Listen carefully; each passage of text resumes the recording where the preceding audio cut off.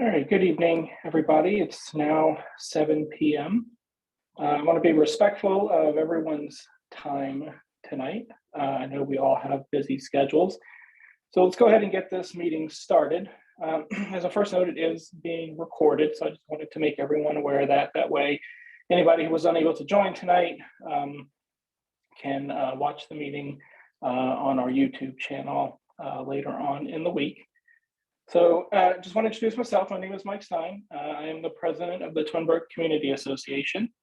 We are happy you joined us for this very important town hall.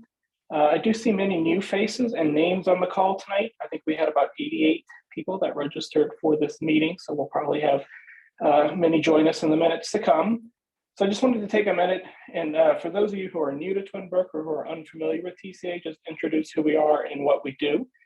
We are the Neighborhood Civic Association.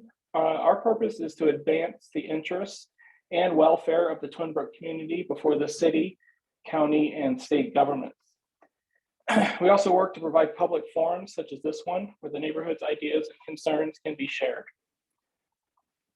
We strive to inform, activate, and engage the community. We encourage you to stay engaged. In addition to our Facebook and Nextdoor pages, we also maintain a website, which you can be found at twinbrookcommunity.org. And there you can learn more about the neighborhood. You can also learn more about TCA and sign up for our emails, including our monthly newsletter, The Twine. Lastly, we host quarterly community meetings and monthly walk-in talks. On our monthly walks, we focus on meeting neighbors. We get a little exercise, we have a little fun, and we do things to make the neighborhood a better place, such as picking up litter. You can actually learn more about these meetings, including our next meeting on our website. So we hope to see you, not just at this meeting, but at a future meeting or walk and talk. In addition to myself, I'm joined tonight by others on TCA's executive committee.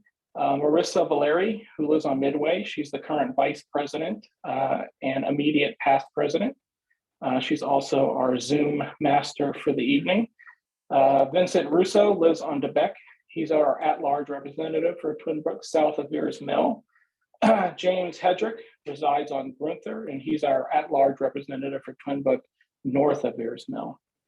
Unable to join us tonight, but also on the executive committee are Hallie Holmes. She's our Twinbrook secretary. She lives on Grandin.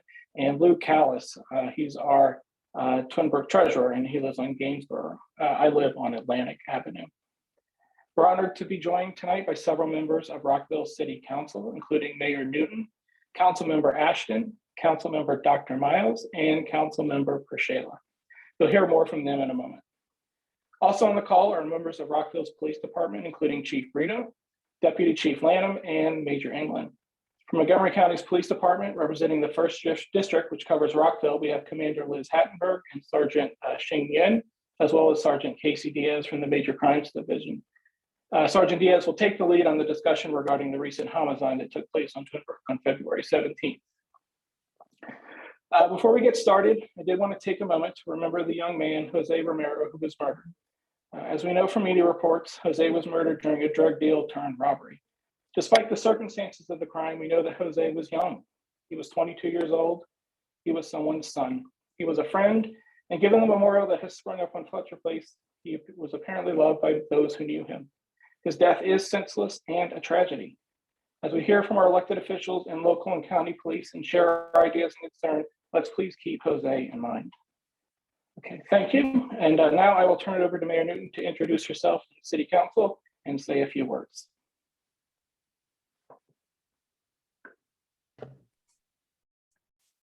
Okay, it says the host is not allowing people to unmute. Am I unmuted? You are unmuted, Mayor. Oh, good. It's sending me a signal that I'm not unmuted. Hello, everybody, and thank you so much for the opportunity to come together to talk about this very important topic. It is my honor and privilege to be the mayor of the city, and I see that I am joined by Councilmember Ashton and Councilmember Dr. Miles, and I think Councilmember Pershela is on too. I was trying to scroll through. So thanks everybody for coming together. This issue is of vital importance to the mayor and council. We had a conversation about it last evening, and we want you to know that we are very much in tune and concerned This is something that we've talked with the chief about. We turned over our usual COVID-19 update last evening for an update on things that are happening in the city, and the chief was great to speak with us about that and what's happening between the partnership with the city of Rockville, the Sheriff's Department, and MCPD. I know that they'll go into more detail before, but I just wanted to give you a quick minute of background. I moved to Rockville in 1981, and we were going through some challenges at that time in 1981 in the 80s and 90s, and the chief at the time brought community policing to the city, and I'm very pleased that we still have such a robust focus on community policing and the partnership that we have with each of you in every neighborhood of our city. We want very much for you to be our eyes and ears, for our police to be partners with you, for the mayor and council to be partners with those groups that I've just mentioned. How we keep our city safe as we grow is by working together and talking about things that are happening in each of our individual communities. So I thank you for the opportunity to be with you all tonight and to share our concerns.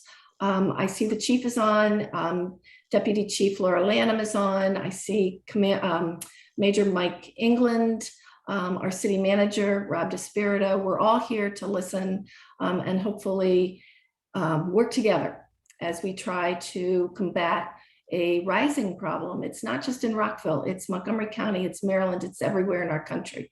But I appreciate very much your willingness to have the conversation, and we will continue this conversation together as we go forward.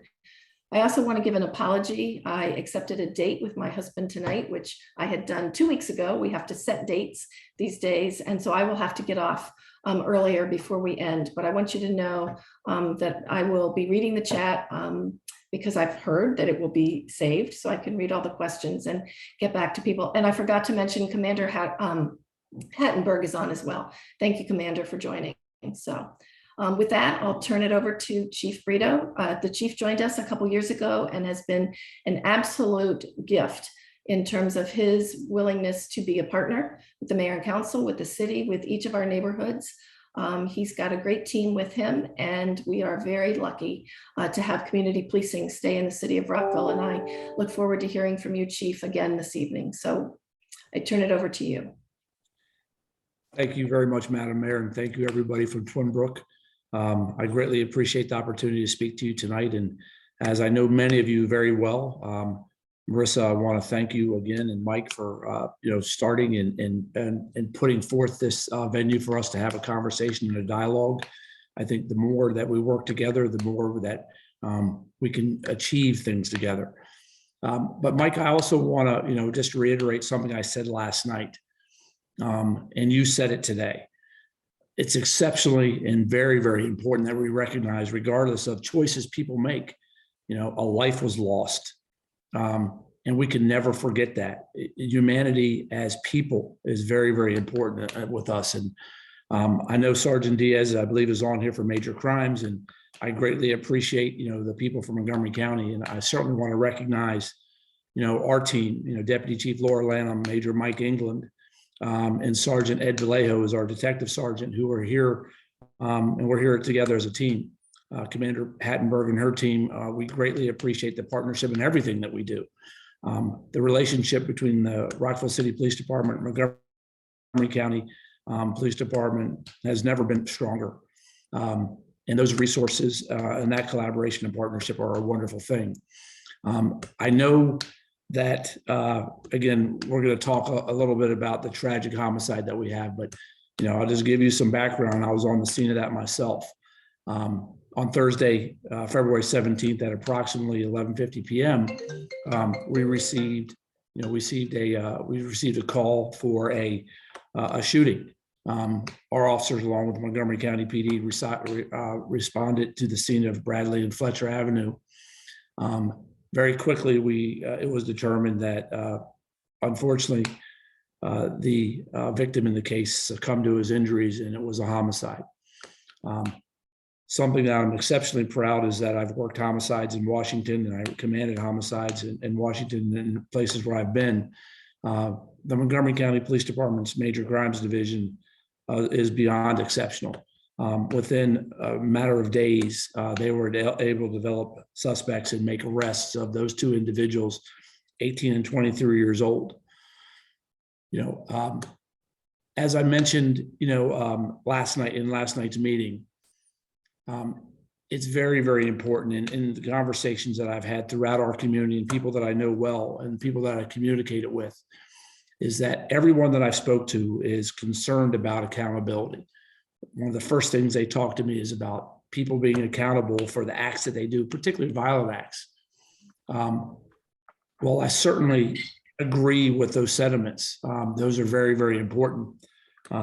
Also, as you all recognize, that the police departments, Rockville City Police Department, Montgomery County Police Department, are one spoke in a very important criminal justice wheel, to include police courts and corrections. And I have to say this, and I said it last night, is accountability must include all of us, each and every one of us in the criminal justice system, to include the legislature, to keep us moving in the right direction, to take people and hold people accountable that wish to do harm to others, and to bring that violence to our communities. When I talk about accountability, I'm not speaking whatsoever about mass incarcerations. I'm not talking about past zero tolerance programs that we've had throughout our communities and communities locally, regionally, and nationally. But I'm talking about holding individuals accountable that are endangering the lives of everyone in our community. Those individuals who brazenly use illegal firearms in our community. We have numerous examples of those things. Throughout this year, from the beginning of January 1 to date, we've recovered 4 unserialized guns, which are commonly known as ghost guns. Those are problematic. We're not talking about legal firearms ownership. We're talking about people that have been carrying these firearms that are prohibited by law in the state of Maryland. Serious crime, has increased virtually everywhere. Montgomery County is no exception. 2021 was very violent for the county. Those incidents, are a dramatic change for our community. And let me just tell you this, is that while I've been in Rockville for, going on 4 years now, I'm not new to Montgomery County. My family's lived here for 6 decades. My sister still owns the house in Kensington that I grew up in. All my family was educated here. So this is a very, very important topic for me, my family, and you. While we haven't experienced a dramatic rise at all in homicides, our last homicide was 2 years ago. Regardless of that data that we have, one act of violence is one too many, is unacceptable in any means. RCPD, Montgomery County PD, we won't accept violence in our community. And all the police officers of our department and Montgomery County Police Department work tirelessly and give of themselves unselfishly each and every day, to protect our community. The rise in crime that we've seen is certainly alarming. But what you need to know, and what I tell you from my heart, is that we will be resolute in everything that we do to keep our community safe and resilient. Because with that partnership with you and other segments of our community and other communities throughout the city of Rockville, I know in our partnership we can do that. And we have done that, and we will continue to do that. So I appreciate the opportunity to talk to you, and very, very important in all the things that we do. But with that, I'd like to continue to go on with the program. And I know that we'll be having a very robust discussion. But again, I want to thank again, Mike and Marissa. I chat with Marissa quite often. There's probably no one more passionate about Twinbrook than Marissa. Marissa is an incredibly passionate person regarding a variety of different topics. But having a partnership in the dialogue with her on moment's notice, I greatly appreciate that. So with that, I'd like to, turn it back over to you, Mike, and, the rest of the other people to Montgomery County to introduce themselves and continue on.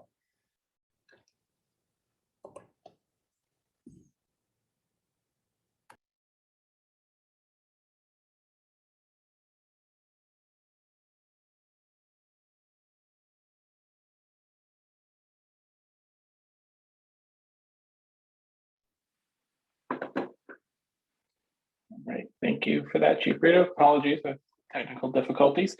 Thank you for those words and for the update. And now I think we will turn over to Sergeant Diaz. I understand he will be introducing the Montgomery County Police Department contingent and also say a few words about the homicide. Good evening, everybody. Can you hear me? Yes. Yes. Okay. Thank you. Perfect. Good evening. My name is Casey Diaz. I'm a sergeant with Montgomery County Police. I'm assigned to the Major Crimes Division Homicide Section. I'm here to talk to you tonight about the homicide in Twin Brook in February. And I guess what I'll do is I can summarize the incident and talk a bit about our investigation, and then I guess open it up for questions. So as the chief said, on February 17th, just before midnight, our emergency communications center received a call from the victim, Jose Romero, saying that he was shot. He stated that he was in the area of 14,000 Cove Lane. During the call, a citizen came out and rendered aid and told the dispatcher that he was actually at the intersection of Bradley Avenue and Fletcher Place. Rockville City units came. They provided aid until fire rescue relieved them. Fire rescue transported Jose to a hospital where he succumbed to his injuries and he was pronounced deceased. My unit responded to the scene along with our forensic investigators. Immediately we collected many items of evidentiary value. We conducted a neighborhood canvass and we located ring video of the incident almost immediately with the help of Rockville City Police. From there, we started doing work on the victim. We wanted to learn as much as we could about him and his activities. Within 24 hours, we had good video from the apartment complex where he lived, which showed him getting picked up by a vehicle that was occupied by two other males. Additionally, we got a lot of help from the community. We had an anonymous caller in this case that provided great information to us. This person had information only known to the police at the time, specific information about the crime scene and other things, which allowed us to identify our two suspects in this case, who were Jackson Garcia, who was 18 years old from Silver Spring, and Malik Jefferson, who's 23, also from Silver Spring. So over the next 2 days, we were able to identify them and get some more information from victim's phone, and additional callers from the community helped out. And then we got enough information to apply for an arrest warrant for those two individuals. And on February 21st, we arrested Jackson Garcia. When we arrested him, he had a handgun on his person, and that handgun was the same caliber of a shell casing that we found on the scene. The next day, on February 26th, we arrested Malik Jefferson. Both of them made statements to us indicating involvement in the incident, and they were both charged with first-degree murder. And that summarizes our investigation up to this point. Although they've been arrested, we're still gathering information and gathering details to get as much evidence in this case as possible. So with that, I'll open it up for questions. All right, thank you, Sergeant Diaz. So, yeah, say at the beginning, this is a town hall, so this is a chance for your voice to be heard, for your concerns to be addressed. So we encourage everybody to ask whatever questions they have on their mind regarding public safety and crime in Twin Brook. We just want to run this town hall style. So right now, everybody's on mute. So if you have a question or want to make a comment, you have two options. You can either put it in the chat and we will be monitoring that, and we're happy to make a statement or ask on your behalf. Or you can use the raised hand function, the little yellow raised hand. And if you do that, we'll see you and we will get to you in turn, and we will call on you and unmute you as we see your raised hand. So with that, we will open it up.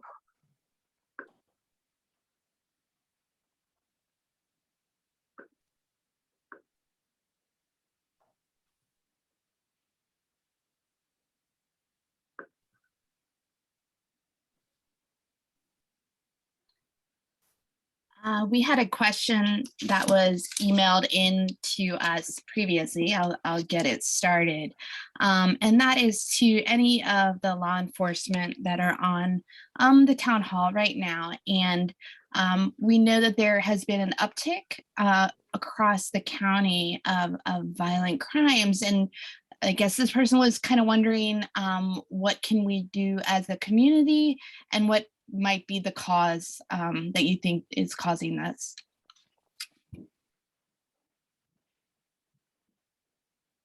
Well, if you'd like, I can certainly discuss countywide if the chief would like me to start with that, if that's okay, Chief Brito.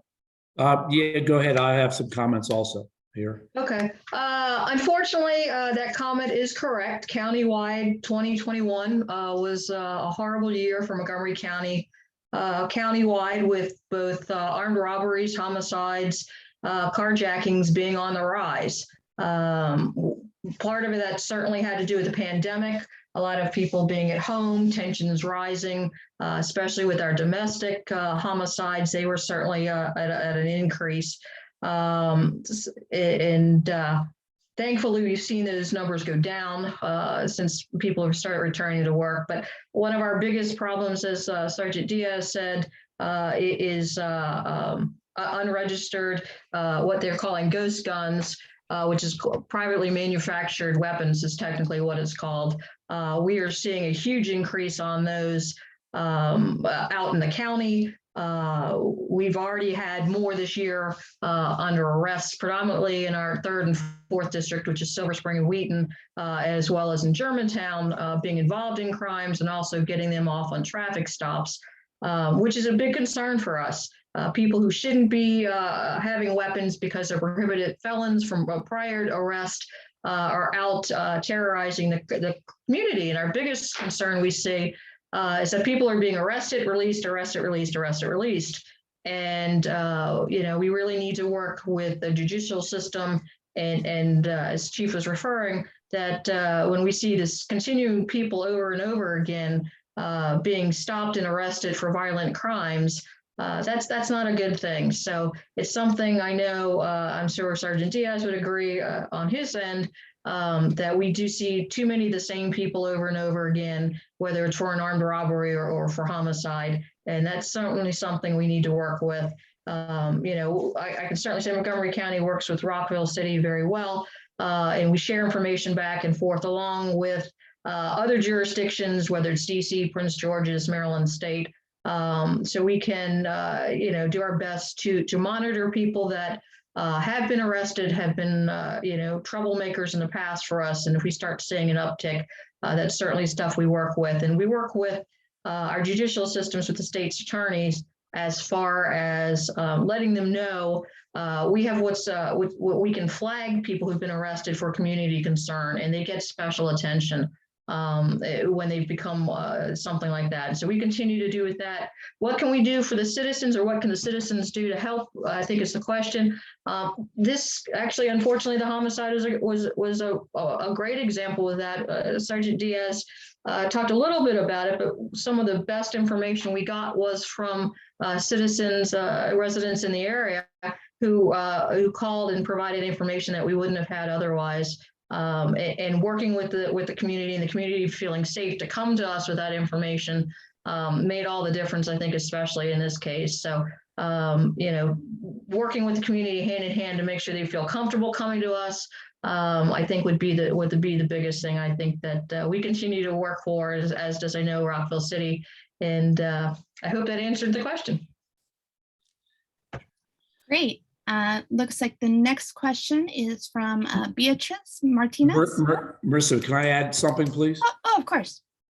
Let me just kind of give you some additional things. Is that I think Commander Hattenberg hit it right on the head, is that there's no lack of trying by all officers. The vast majority of people that we come in contact and we make arrests have already been in the system and have reoffended and have offended many, many times.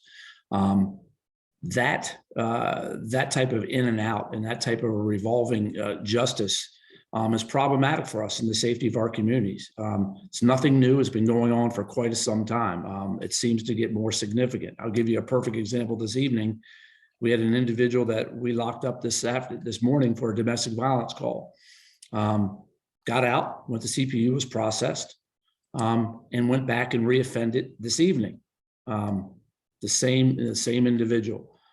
That's problematic for us, and those acts of violence. So you can see that that's important, but there's no greater partnership that we have, not only with our police department and our police department agencies here, but our partnerships with our court systems and our prosecutors. It's critical that we're all on the same page and we're all moving forward, but also that the legislature in this state, recognizes that, that people wish to do harm to others need to be held accountable. And you can see that in the arrest record. And I gave an example, a significant example last night, and I'll use that same example today. We arrested someone that was illegally in possession of a firearm, assaulted one of our officers. This individual was well known in the criminal justice system federally and locally, has been in very, very many criminal cases, been incarcerated. Subsequently, because of the information that we had and subsequent to our arrest for illegal firearms possession and a variety of different charges, assaults on our police officers, he was processed and released on $5,000 bond, put out $500, and he was released.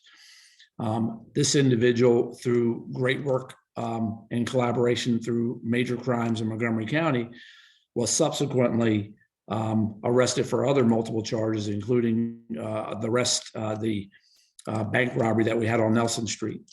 That individual has a lengthy career record that was involved in crimes up and down the East Coast, and subsequently was incarcerated. But that's another telling example. One more, which I wish to share with you, is that we talk about unserialized guns. We're not making arrests for unserialized guns. We're making arrests for illegal possession and prohibited persons, and in accordance with the laws in the state of our state of Maryland. We just a few weeks ago, we locked up two individuals for firearms violations, multiple firearms violations, prohibited persons, etc. Turns out that those two firearms were unserialized also, i.e. ghost guns. That's problematic, and the rise and the proliferation of these type of unserialized weapons in our community, almost largely all the time by prohibited persons, is alarming for us, and that's perpetuating that violence. So Marissa, thank you very much. I just want to add that. Appreciate it. Sure. And Beatrice. You should be able to unmute yourself now. All right, good evening, everyone. My name is Beatrice Martinez. I have lived in Rockville my whole life, so 32 years, and I've lived here in the Twin Brook area about 6 years.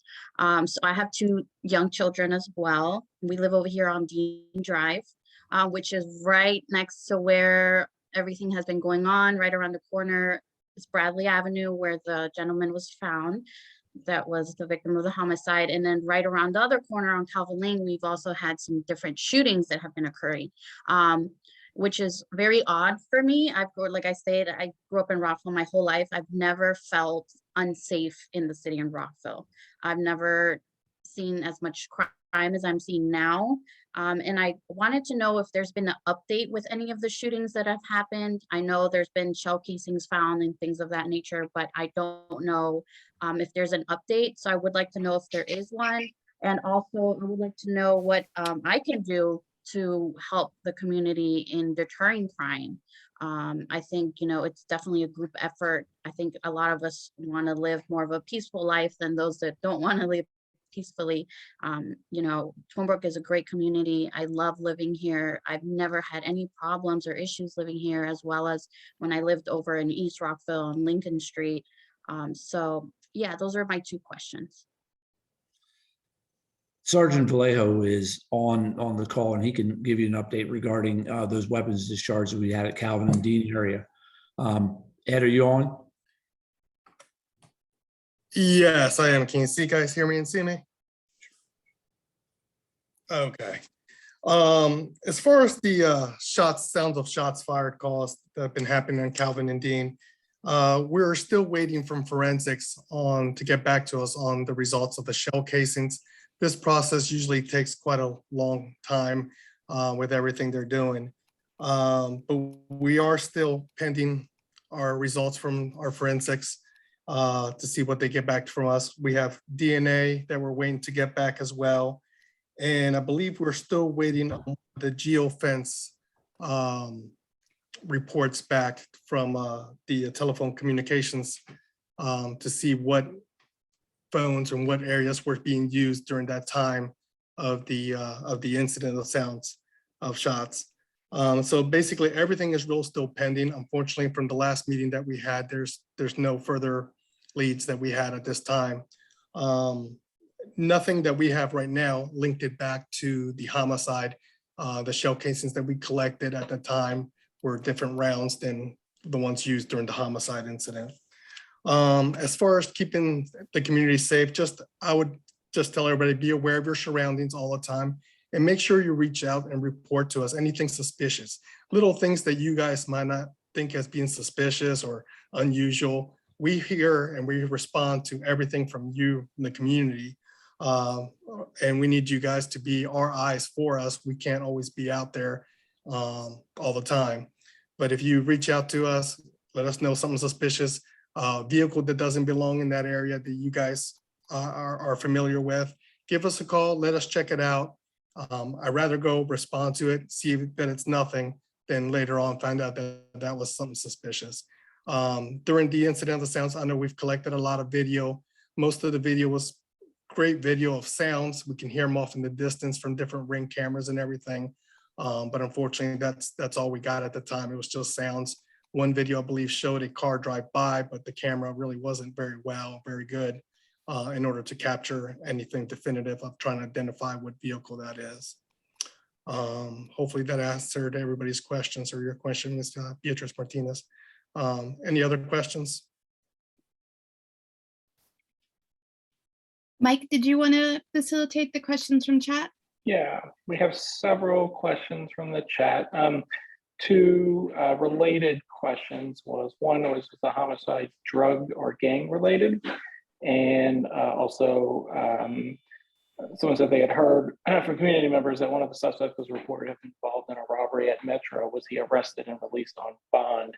I do see that Commander Hattenberg answered and said that yes, the homicide was drug related, and yes, one of the suspects was involved and arrested for a robbery in the Metro. So I just wanted to see if Commander Hattenberg or anyone else wanted to expand on that. I'll just add that it was drug related. The drug was marijuana.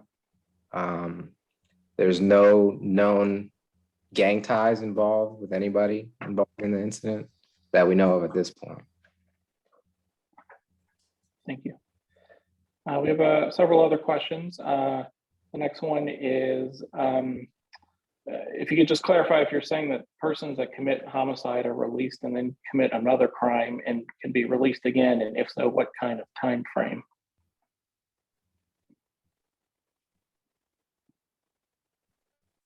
Sergeant Diaz, if you want to take that, you have more of those than I do. Yeah, I'm John McCarthy. I'm the state's attorney. I'll address the issue of releasing on bonds, if anybody wants that question answered by me. May I speak? Sure. May I say, first of all, very seldom, if ever, is anybody who's arrested for murder ever released on bond. A bond in those violent crime cases, murder is almost absolutely automatically they are held by the judge, and they will be held normally at Clarksburg pending the time for them to go to trial. Bond reviews are held on the first day that the court is in session after a person is arrested. The ultimate decision about whether a person is released or not is made by a judge. Under Maryland law, there are only two things that a judge is allowed to consider in setting a bond. One of those issues is public safety. As is obvious to everybody, if you're talking about a homicide, public safety is something of paramount importance. And that's why virtually in every single homicide, the person is detained until the time for trial. The only other time a person can be detained under the law in Maryland today is if the person is unlikely to attend based on their track record. They have failed to appear 2, 3, 4, a dozen times before, or perhaps we're not even really sure. In a community that's as diverse as ours, there are some instances where we are not really sure who the person is. So if the judge cannot assure themselves that the person will return to court or is a public danger, they will in fact be detained. So the idea that somebody would be released on a murder, it does not happen. Now, a typical bond case, the bonds are set by the judge. What happens in Montgomery County, there is an organization, the Department of Corrections runs a case management system. We use a social science instrument that researches whether or not a person is likely to reoffend or return to court. That social science instrument is used. It's done by someone who's employed by the Department of Corrections. It's supplied to the judge at the time of the bond review, and then the judge makes the determination as to whether or not the person should be held or not held. But a lot of it is based on social science research and that risk assessment instrument that is provided to the judge. The ultimate decision about bond is a decision that is made by an individual judge in the district court. The original bond in a murder case, the person is arraigned in the district court. If the person is ultimately charged with the murder, it's transferred to the circuit court where we handle most of our felony matters here in 50 Maryland Avenue. I'm still in my office, and the case would be tried in this building. But if that creates other questions regarding bond, I'd be happy to answer them for anybody. Great, thank you for that background. I think hopefully that was very helpful. If anyone has any follow-up questions, please raise your hand or put it in the chat. I'll ask 1 or 2 more questions from the chat, and I think I see some hands raised, so we'll move back to the participants. The next question is, what is being done to improve the safety of the area behind 7-Eleven, which is not far from this incident? This question is asked over and over, but the situation never seems to improve.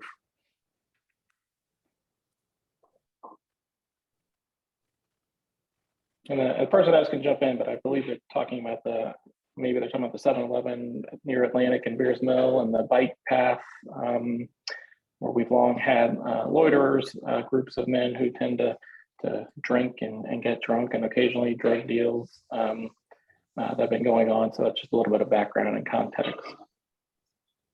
Mike, I can, I'll take that. When we try to have a robust response and try to educate people, first and foremost, loitering in itself is not illegal. People, as long as they're not blocking free passage on public right-of-ways and those type of issues, we try to get people to understand. Obviously, drinking in public is not a behavior that we want.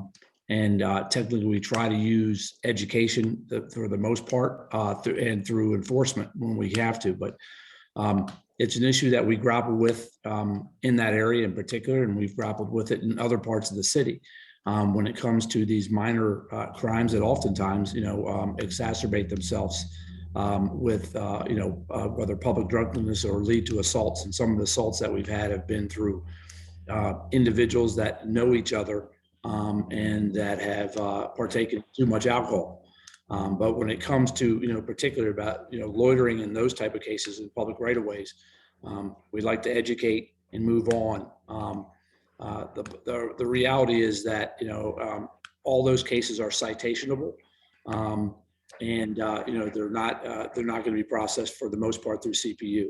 They'd be given a citation and moved on. And we will continue to take that enforcement activity, but we like, as we've been successful before in other areas, in trying to educate those individuals that, that's behavior that we don't want in our community, and we'll continue to be strong in those aspects, in those areas. Thank you. All right, I believe we have some audience members with their hands raised. Looks like Councilmember Shayla is next.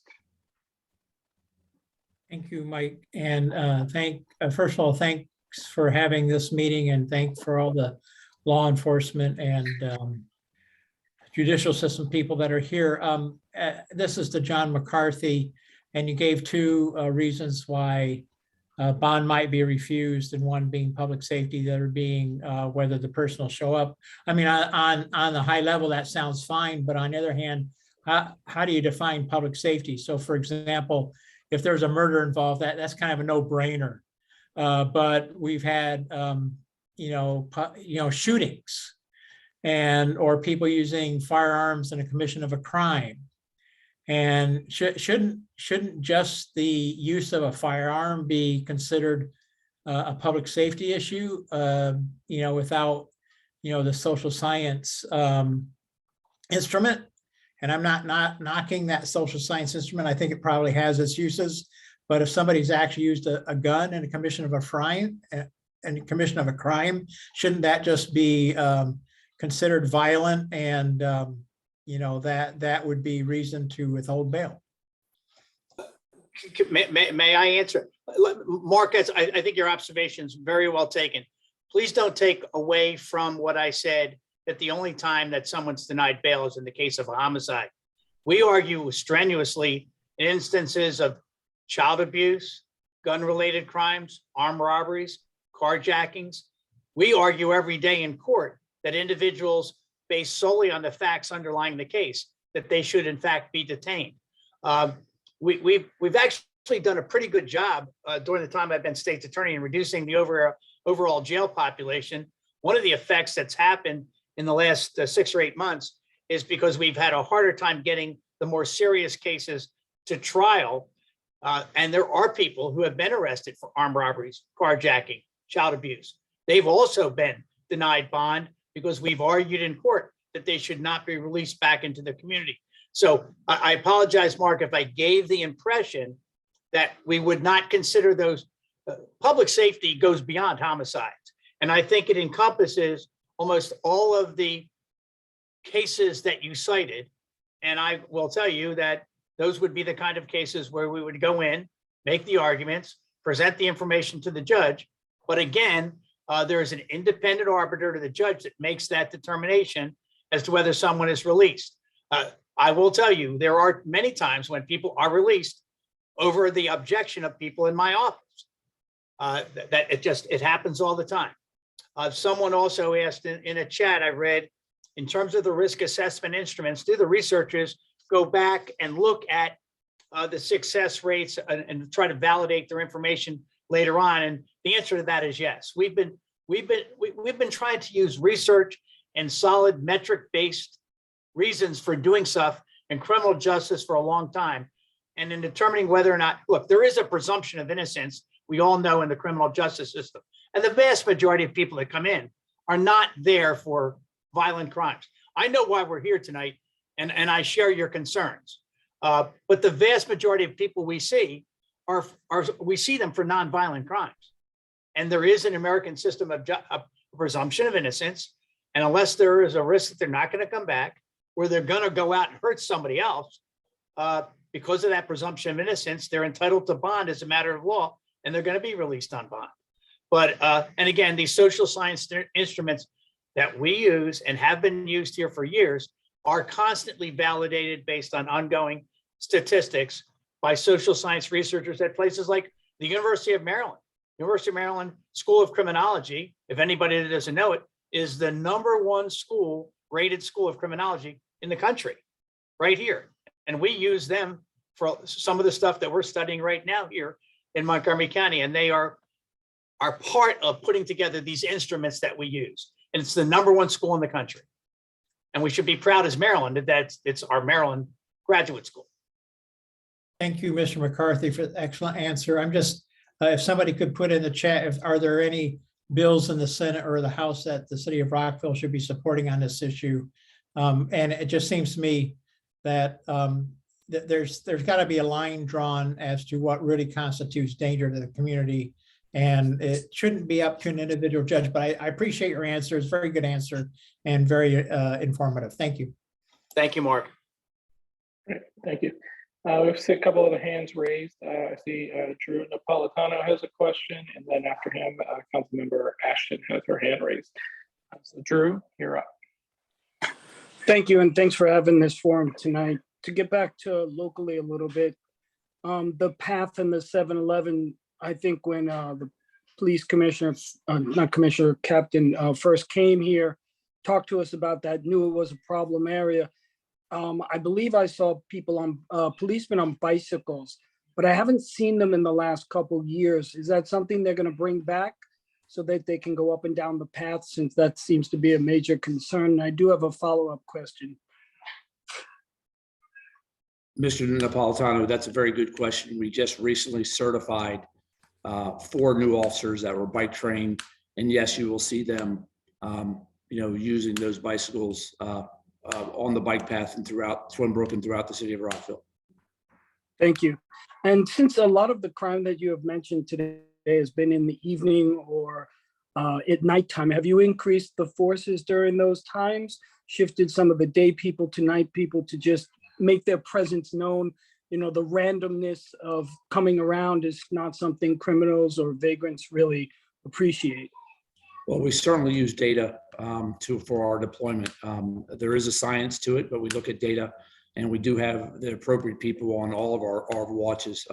Oftentimes we have in the evening times, based on our shift schedules and our shift deployment, we have overlap.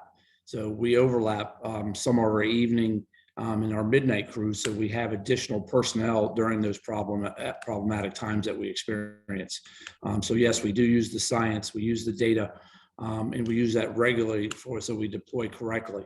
But we look at the people that we have, and we do have that overlap shift, which puts additional personnel in the field. My last one is just a comment. I do appreciate very much that you have people parking at the tennis courts and in that sports area back there. Just the idea that someone's parking there, I think puts some of us who have young kids at ease. And I appreciate that you've done that and have someone stationed there for a significant amount of time. I think that's really appreciated. Well, I think I appreciate that comment. A visual deterrent is very, very important. A police presence is very, very important. That visible presence of our officers is important for all of our communities to have that safety and well-being, and very, very important. Thank you. Great, thank you. Councilmember Ashton. Thank you. I wanted to thank the Twinbrook Community Association for hosting this session tonight. I also want to thank all of our law enforcement for being here and for all that you do every day, and for all the community members who have come out. I wanted to just share, as soon as this incident happened, I know the Police Chief Brito was very much in touch with Mayor and Council, and we were immediately, engaging with leaders in the community to talk about what was happening and what we could do in trying to set up this meeting. So I just wanted to reiterate the importance, because safety is the sacred part of being able to just move about in the community. And we know that, someone has lost a life.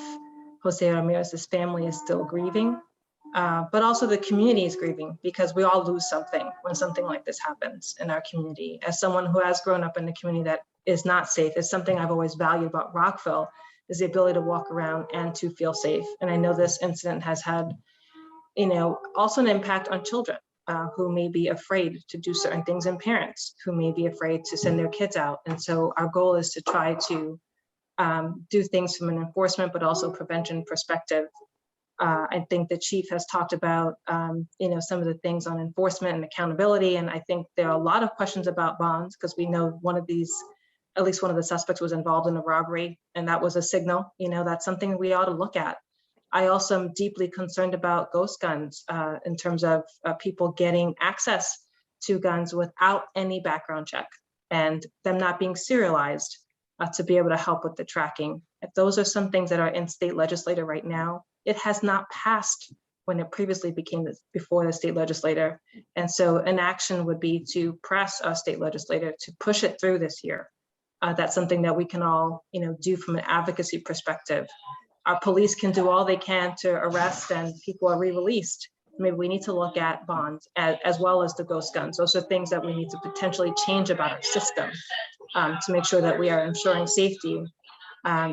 So I just wanted to make those particular comments. I did want to ask a question of Mr. State Attorney McCarthy. So when these folks are released on bond, is there any tracking device placed on them? When is that in place, and can that be a deterrent if it can be used? Let me first of all say Monique's comments about the banning of ghost guns is maybe the single most important issue before the Maryland legislature in terms of reducing violent crime in this community. 12,000 of these guns were shipped into Maryland last year, according to the Attorney General in Maryland, and they're being shipped to people under the age of 21, sometimes high school students here in Montgomery County. And so, Monique, you're dead on that. If a person is released, to answer the more recent question, we do have different ways in which we can monitor people in the community. Some are put on ankle bracelets. All right. We do have case management. We have case management workers that will sometimes, they work for the Division of Corrections. They will make phone calls. They will visit homes. And some people are put on maybe home confinement. Like you might be released from the jail, but you are confined to your home and you're put on an electronic device that might be on your ankle or your wrist. And if you leave that area, they will come looking for you immediately. So we do use electronics extensively. There are hundreds of people, there's hundreds. There might be somewhere in the vicinity of 250 to 300 people on any given day in Montgomery County on ankle bracelets that would have otherwise been in prison, but are released into the community. Now, during COVID, by the way, I will tell you, I think judges, and I don't mean this as a criticism of the judges, by the way, but I do think that during the height of the pandemic, when we were worried about the contagion that could happen in closed quarters like jails, I do think the judges bent over backwards to, if they could, try to release people into the community. And so I think that there were some people that were released during COVID into the community because of the fear of the disease back into the community that normally would not have been released. And that may have had an effect on some of the numbers we're talking about. But we do monitor them in the community. We have physically monitor them and electronically monitor them, sometimes put them on home detention. I hope that helps answer your question.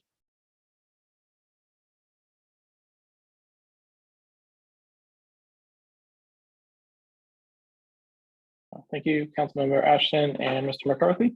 I have a couple of other hands raised. Next up is Madeline Guzman, and then Brian Hung. Just make sure take you off mute.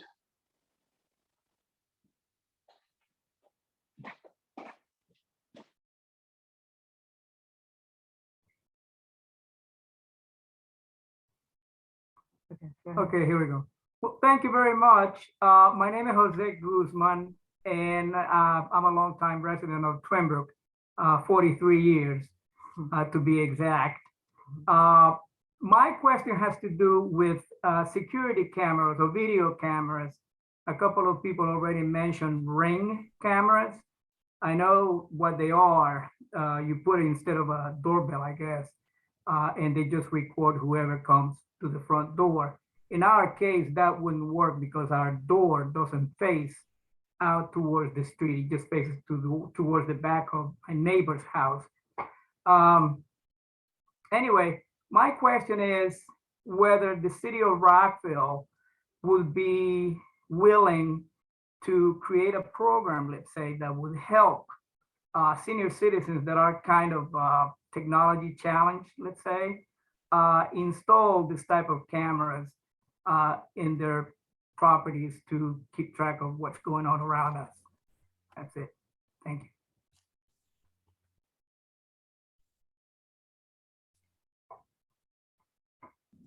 Let me take this off. Mr. Guzman, if I can just add something. I appreciate your question. It's all a very good one.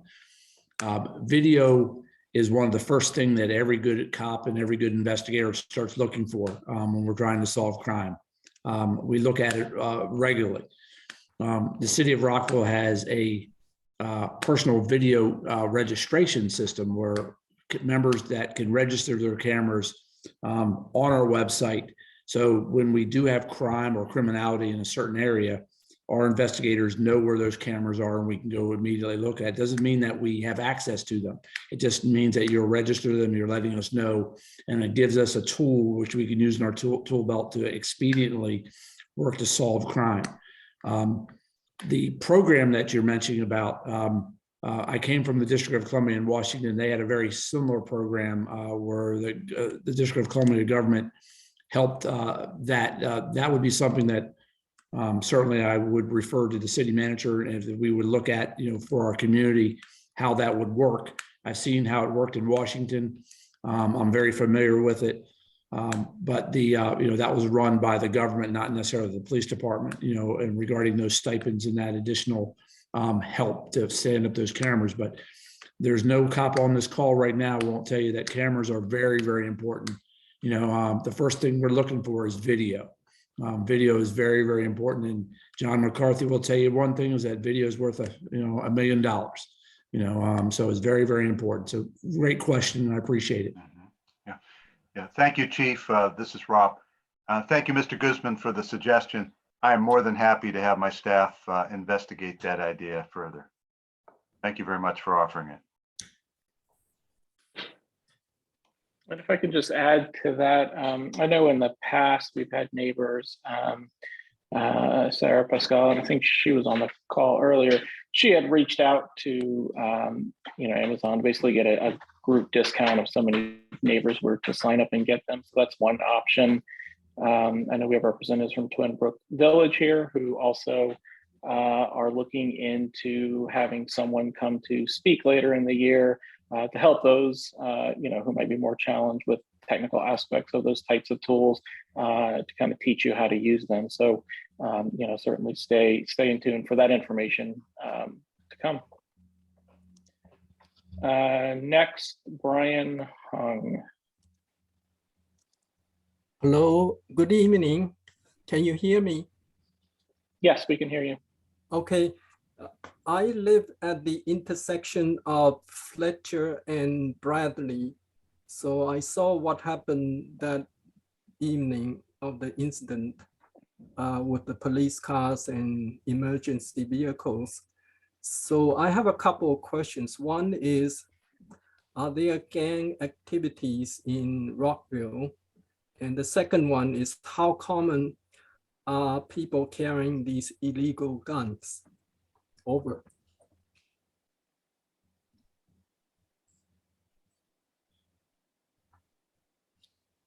Mr. Hung, thank you very much. And we spoke not too long ago. And I appreciate your question. Let me just talk about going to your latter question regarding the proliferation in unserialized guns is incredibly alarming for law enforcement. It's reached epidemic levels. Those individuals, and again, as we spoke about before, the rise in unserialized guns of those people that are prohibited by law from carrying them has risen, particularly to our young people. It's a serious issue, as Mr. McCarthy, our state's attorney, spoke about, as our council member Monique Ashton spoke about. The rise in those unserialized guns is a huge issue for us. And having an additional tool for us from the Maryland legislature would be vitally important for us to enforce those things. Regarding gang activity, as we put out, there's in the Twin Brook area, we have not had any confirmed gang activity that I can point to specifically, but we're always looking for a nexus regarding all of our crime, if in fact there is a relationship between the violence that we're seeing in some of the criminality that we've experienced. So those are things that we're looking for, and we look oftentimes, and that's a question that we've answered a couple times in the Twin Brook community, especially when they when tagging is present, and that graffiti, which we will look at it and filter. But we'll also, work with the Montgomery County Gang Unit, who's been very, very helpful. And as Marissa Noe and Mike Stein probably is aware, is that we had a presentation at Twin Brook from the Montgomery County Gang Unit previously, which was very, very helpful. And again, that partnership is a very valuable one. Thank you, Chief.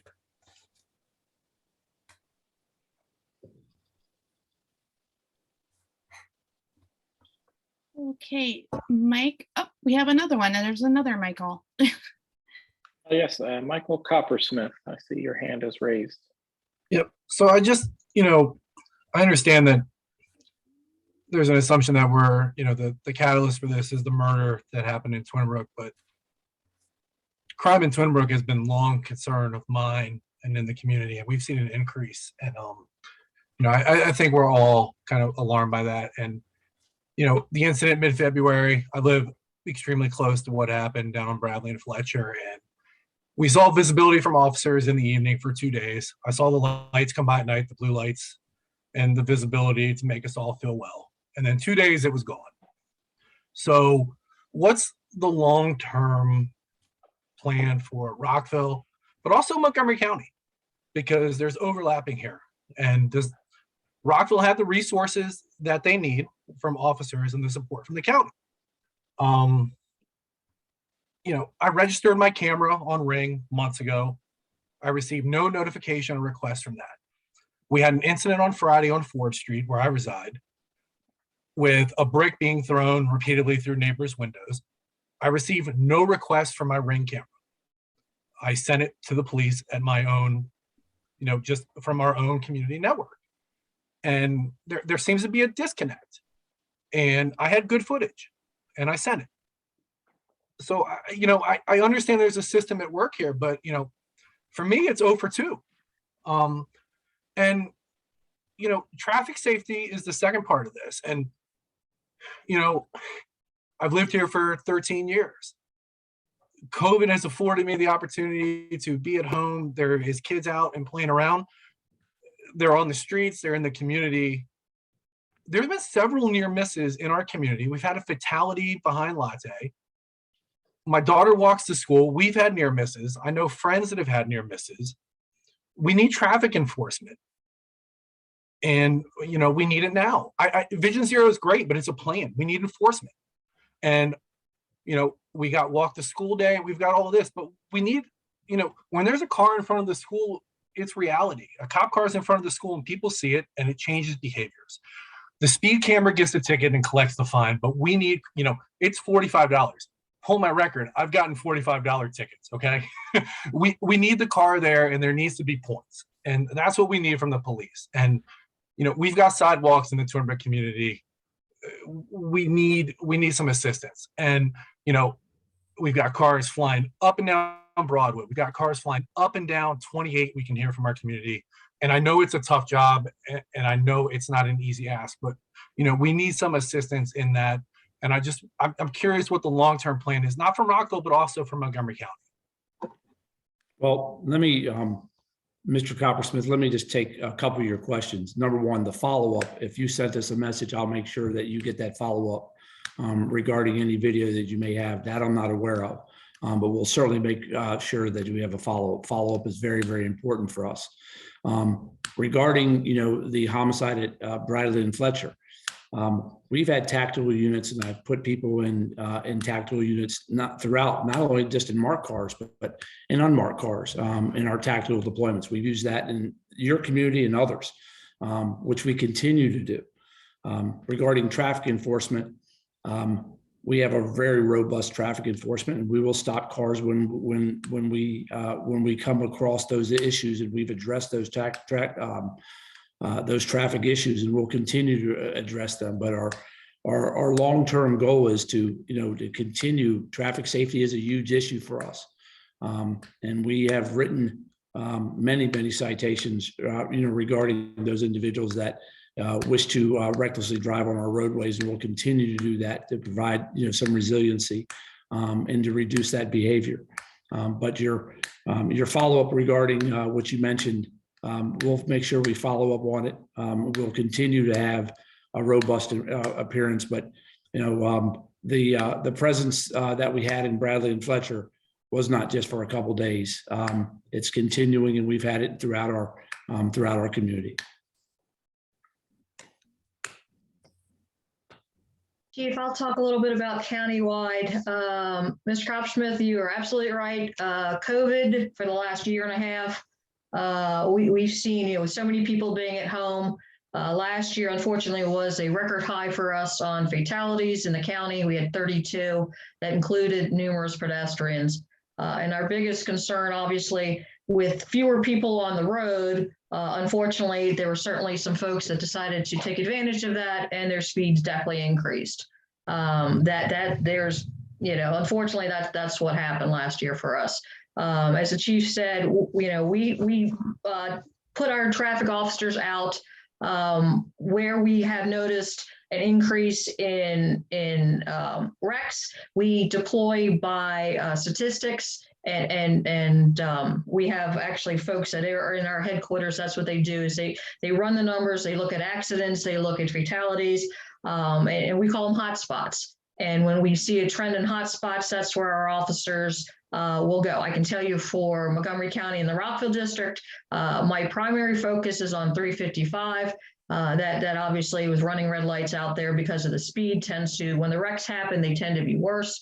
Shady Grove area, and out on 28 up by Quince Orchard because of the pedestrians with the schools crossing so close out there in the high speeds. And that's where we have our wrecks, and that's where we deploy. If we start noticing trends of other issues, we start redeploying and putting our officers in different locations. But that's how countywide we call hotspots. That's where we put our traffic officers. And if you have issues, obviously we have emails. You can certainly contact us that way and say, look, there may not be accidents, but we're noticing a trend. Can you send somebody out? And we have a traffic complaint officer in Rockville who will go out. We get complaints, daily. We send officers out. And if it looks like a problem, then we can start deploying speed cameras as far as monitoring. They don't write tickets, but what they do is that the little rubber things you run across. And a lot of times we run them out, and sometimes the citizens are correct. Yes, we have a problem. Out of 50 cars, 35 are speeding. A lot of times it just appears that way, and we can actually prove with statistics, out of the 50 cars, only 3 are. 35 maybe is too fast, and now we need to look at, working with Montgomery County Department of Transportation. Maybe we need to lower the speed limits in the area, and that's other stuff we work with. And there's numerous ways to deal with traffic. Education is first, environmental design second, and enforcement is third for us. So that's pretty much how we handle it, and that's how we've deployed in the county. I hope that answered it.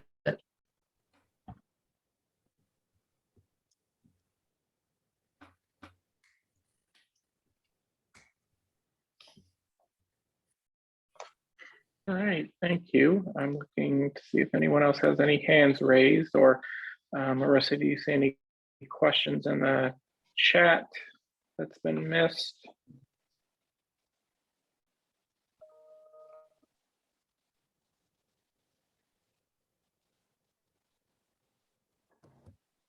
Now I am struggling to unmute.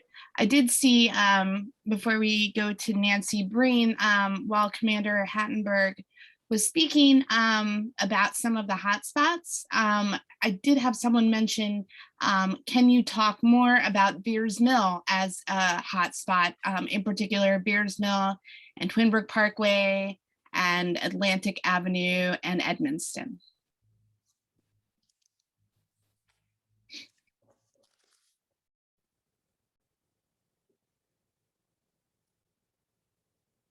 Chief Brito, you want to talk about what the city does with that, or you want me to start? Yes, I was just trying to unmute myself here. Got it. Let me speak about some of those areas. I know that we have looked at looking at our speed camera program, to start to change behavior, and some of the speeds that we have on Beers Mill, Atlantic, and those issues. What we've done with our traffic details is try to run our either running radar, LADAR to slow down those individuals to cite appropriately. But we've also looked at, installing speed cameras when we can within the law in the state of Maryland. I think, cameras have been very, very helpful for us to change behavior. But again, the issues that we've had Atlantic, we've had our officers respond, conduct traffic enforcement on a regular basis. And we'll continue to do that, throughout your community, not only on Veers Mill, but, those issues, in particular, some of the speeds and some of the crashes that we've had are important for us. It's important for us to, again, to cite, but use the data correctly, to make recommendations about lowering speed limits, particularly, when they're state roads, we got to work through the state, to lower those speed limits within the city. So we'll continue to have that robust traffic enforcement whenever possible, as we deploy our members and when we have those complaints. And we've heard from you, a number of different from you on those issues. And that's why we go out and we do that traffic enforcement. Thank you. A couple other hands came up. I see Nancy Breen, followed by City Manager Rob DeSpirito. And then Sam Boyd, it looked like your hand was up. It doesn't look like it's up anymore, but you'll be third if you still want to speak. But Nancy, go ahead. Hi, thanks very much, Mike and Marissa. My name is Nancy Breen, and I don't live in Twin Brook, but I chair the Rockville Bike Advisory Committee. So I'm interested in the whole city and how things are going. And I just wanted to underscore something that I saw in the chat and something that Marissa shared with people to make sure that you were aware of it. The Rockville is now trying to capture data on near misses as well as actual fatalities, because some of the hot spots are not really registering because you have to have a crash in order for it to register. So I wanted to bring to people's attention that you can contact the city. Marissa put the information, the URL in the chat so that you can do that. And so please help us out to let us know where the spots are that are where we see difficulties that maybe the city or the police department is not picking up on. And then just to make the point that speed is highly correlated with crashes that lead to either serious injuries or fatalities. So it's, maybe the speed limit needs to be reduced, maybe throughout the city. Paris just put in a 30 mile per hour or 30 kilometer per hour speed limit throughout the city. Cars can't go faster than that speed. Anyway, they're not supposed to. So I just wanted to bring to people's attention, this way to help the city out to improve our community by reducing speed and identifying hot spots. So thank you very much. Okay, thanks, Nancy. Rob. Yes, thank you. I was able to get the bill numbers for the ghost guns. The mayor and council are supporting Senate Bill 387 and House Bill 425. That's Senate Bill 387 and House Bill 425. So we'll continue to track those. Again, mayor and council have been very, very supportive of further restrictions or banning of these ghost guns, as they are quite a problem, as has been indicated. Thank you. Great, thank you. Sure. I see Sam Boyd. Mike, can I add something? Sure. I just want to add something to Ms. Breen's comments. I think they're very, very important. When we look at speeds, and she's exactly right, speed and inattention is a big denominator when it comes to people getting injured. Particular speed combined with inattention and some other things. But I would absolutely support in the city limits, in particular streets in the city of Rockville, that we have speed limits that are much less than they are posted now. At maximum, I would think 35, and we could petition petition the state in some of the other areas when we talk about 28 from Avery all the way to First Street and et cetera, where it's 50 miles an hour. The speed limit reduction is a huge piece for us and a huge piece for safety. And I think that we could do that, with a lot of work in the city limits. And I would absolutely support that, because I've seen, and through my experience, not only in Washington, here in Washington County, is that speed is a huge factor when it comes to fatalities and people getting injured seriously. So thank you, Nancy. Appreciate it. Thank you. Sam. And then next is Travell Mason. My name's Sam Boyd. I've been in Rockville for about 66 years. And I've said it before and I'll say it again. I can't say enough good things about the City of Rock Police Department. I've had many encounters with them, especially in the last 18 months, as my church has had some different problems and difficulties, and different police officers come every time, and all have been exemplary and very polite, very professional. And like I say, I can't say enough good things. And I haven't had a lot of dealing with the county, but the ones I have had with the county have been very good. And again, a couple times I was on the wrong side, but I still was treated with respect and very professionally. So I cannot say enough good things about the city or the county police department. I do have a problem with the judicial system, and I appreciate John. He kind of defended them because I guess he has to be politically correct. But the problem isn't the police officers or the district attorney, the state's attorney. It's the judicial system. It needs to change. It's the problem is the judges. That's the problem. And I'm sorry I hurt anybody's feelings, but I'm not always politically correct. Thank you. Thank you, Sam. The next hand I see raised is Travell Mason. Yes, good evening. Am I being heard? Yes, we can hear you. Okay. So I may not have, I guess, been a resident in this area, maybe as long as our good friend Sam Boyd that just came off, but nevertheless, in the short time I've been here, or any place really, when an incident like this happens, there's usually a tendency for maybe a knee-jerk reaction and increasing of activity or police activity and contact. My question is, and I guess I'll pose it to the chief or the Montgomery County, how do you guys intend to strike a balance between the potential increase of activity and contact with the citizens? Over. Mr. Mason, I'll take that. Very, very good question. I think number one, we can never arrest our way out of any situation. The way we build trust and we build resiliency in partnerships in our community is how we make contact with people and how those positive contacts conclude. Normally, when someone calls the police, it's usually their worst day, and how we navigate that process with them to a positive outcome is very, very important. So, our contacts and how we communicate with people is based on a fundamental dignity and respect for everyone. We will accept nothing less than that.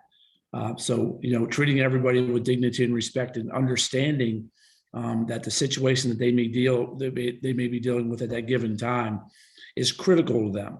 And how we deal with that with not only with empathy, with professionalism, with the number one eye and the foundation of trying to help people navigate those particular situations. So it's very important for us. I know it's very important for Montgomery County. But good police departments, partner with their communities. And we partner with the people that we work with, and we're here to help fundamentally. That's what we're here for. We're here to help them navigate those situations that are germane to all of us. But understanding people's humanity is very, very important. And I personally will accept nothing less. So thank you very much, Mr. Mason. Appreciate that. Thank you, Joe, for your question, and Chief Burrito. Does anybody, Commander Hattenberg or anyone from Montgomery County want to add to that?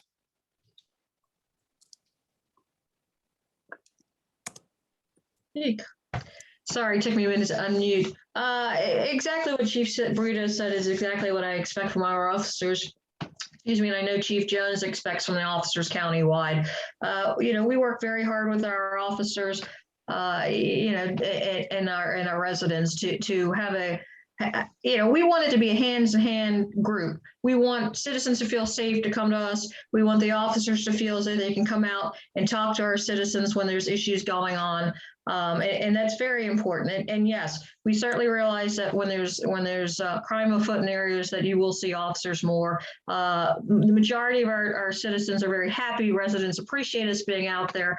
But we do realize there are certainly some that have concerns and worries about dealing with police officers, whether they come from another country where the police relationships aren't as good, or perhaps someone who's had a bad instance with us. And it's something we always have to overcome, and it's something we'll continue to strive to make sure that we have as good relationships with everyone as we can. And some of the issues some of the ways our department works in Montgomery County do that is in the academy, when we start with the officers, and it continues on as the officers progress throughout, continue training, bringing in people from all different walks of life, talk about their relationships with officers, talk about their backgrounds, talk about their customs, and where they come from and how things can be different, and culturally wise. Not everybody, different cultures have different relationships with officers. And so to educate the officers on differences with people, I think it's a win-win. And so we'll continue to do that. And we continue to have these sort of conversations. And if there's issues, we'd like to hear about it, because there's always ways to improve. Great, thank you. A question we have from the chat is about a common crime that's common to the areas, and especially Rockville and Twin Brook, and it relates to thefts from vehicle, and in particular the rash of thefts of catalytic converters, usually from hybrids, Priuses in particular. So if there's any information about that you can share with the community, trends you're seeing, numbers, things that people can do to better protect themselves that they might know about, I think that would be appreciated. Chief, I've got statistics on that for the area, if it's okay with you for me to run with this one. Sure. Let me, and there's some there, Commander, please go ahead. And there's something I'd like to add, because there's a program that we're just looking at right now regarding catalytic converters. And I want to talk about that. I think it's important. Okay, perfect. So what I've asked my crime analysts to do is for the last 6 months in the general area to talk about thefts from autos and auto parts. It continues to be a trend countywide. I'm sure you've noticed through your next door information that we published. We remind people, lock your cars, take your keys from your cars. The biggest issue we have in Rockville is theft of autos. The majority of the theft from autos in the district has been from people leaving their keys in their cars. I'm running into the 7-Eleven for a minute. I don't want my car to get cold, that sort of stuff. So we continue on with the education process through next door, and every community meeting, it seems to be something I've brought up to the community, remind them, hey, take 2 seconds, take your car keys out, take your spare key from your husband's car out, that sort of stuff. We noticed, unfortunately, we had several houses in the last year where 2 vehicles were stolen because they left each other's keys in their cars. So we continue on with the education process for that. But in your particular area, in the last 6 months, we've had 12 either theft of autos or thefts from auto parts.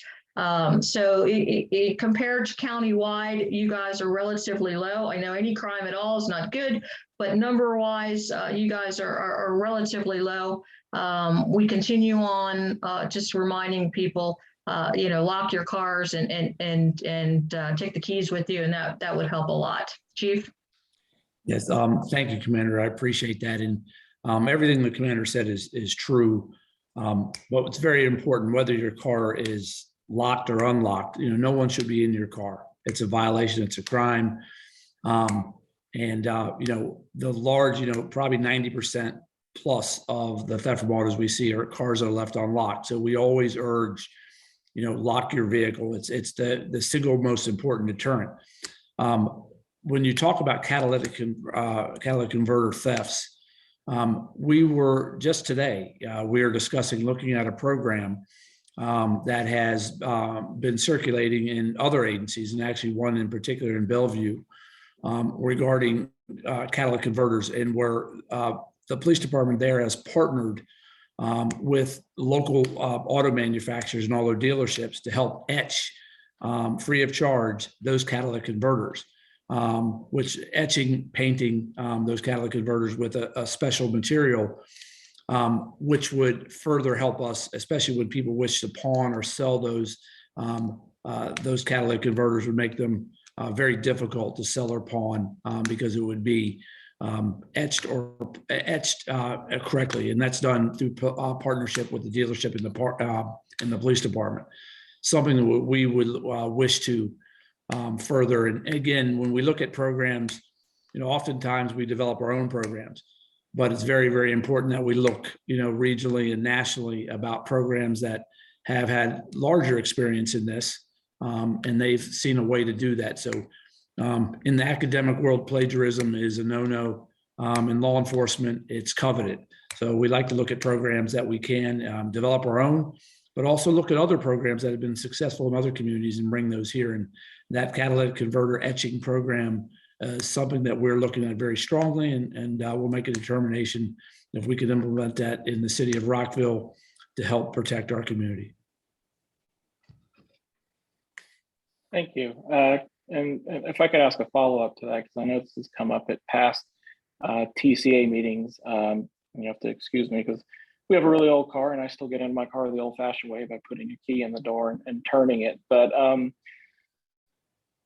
I guess there's been questions out there about tools that criminals can buy that basically somehow repeats the signal of your keyless remote entry. So you may lock your car, you may have your key sitting on your counter in your kitchen a few feet from your car, but somehow with this tool, people who are intent to steal from cars can walk up and down the street and basically press a button and possibly repeat the signal to open the car that way. I guess, so my question is it's been hard to get to the truth of that matter. Is there any truth to that? Is that something you have seen or anything that you can speak on?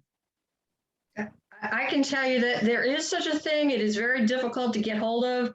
We have seen none in this district that I can tell you of. It is not something that goes often. Most of our criminals are I'll put it bluntly, are kind of lazy. We have very few where they're hot wiring and bringing their own tools. They're basically going up and down, trying doors. And if they can find an open door and there's a key in it, they'll take it.